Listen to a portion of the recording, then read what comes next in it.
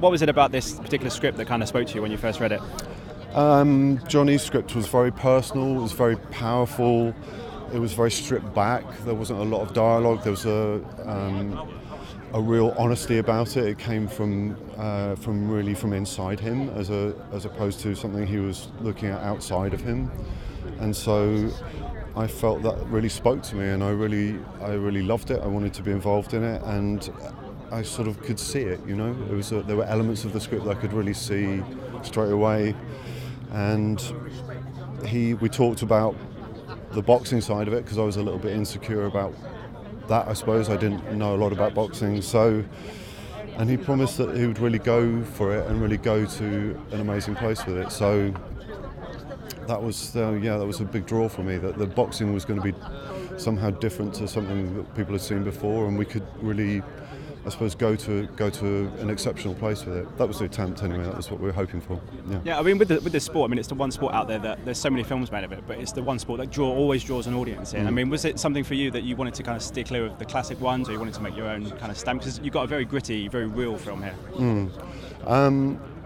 Yeah, I mean, it's unnerving to see so many other boxing films around while you're working on a boxing film. You kind of feel like, oh my God, you know, another one.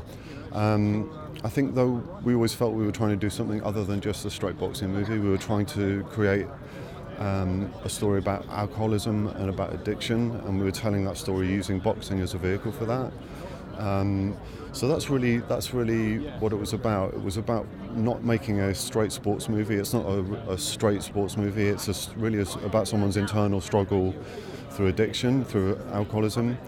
And that for me also was an appeal. You know, it wasn't just a straight sports arc. It had something more profound going on in the character, and therefore, you know, the performance was going to be more interesting, I think.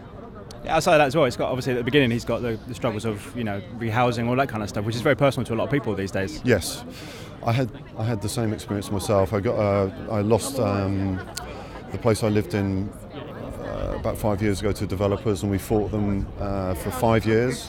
It was in Hackney, and we lost out. So when I read the script, it was something that really appealed to me, because I think developers are, you know, uprooting a lot of the things in London that I love. And it was a way of kind of reporting that, and also, you know, speaking to that debate in London. I'm a Londoner, and I see it going on all the time. It's happening, and so I identified with his plight, if you like, in that part of it. It's a different situation, but the same end result. So, yeah. I identified with that part of the story and wanted to tell that, you know. Just finally, I wanted to ask quickly, you've had a very busy year outside of this with Beauty and the Beast, and obviously the Churchill film, and now you're working on Mary Poppins. I mean, how was the difference between going from this movie to that? And also with Mary Poppins, I wanted to ask you if you could tell us anything about the movie and what fans can expect. You probably can't say, I'm sure, but I can't say too much. I'm due to start. I'm shooting on Mary Poppins tomorrow. It's fabulous. Lin-Manuel Miranda is going to be an amazing thing for British audiences. His talent is unspeakable. I mean, he's a very talented man. And Emily Blunt is a fantastic Mary Poppins. So I think it's going to be great. I think audiences are really going to enjoy the music and the choreography, and that's really all I can say at the moment. But it's a treat working on it. Excellent. What else was the question? Beauty and the Beast. Success. I mean, my goodness. I think the thing for me with Jawbone is it's a chance for me to finally direct, and you know, I've been working on other people's films for a long time, and it's a chance for me to finally direct a film and put my own thumbprint on something was a big move for me, and a big opportunity. It's you know, I'm no spring chicken, you know, but yeah, it's a great honour to work with these actors, with this man to my right and that man to my left, and you know, I got to work with some of the actors that I admire most in film, so huge honour.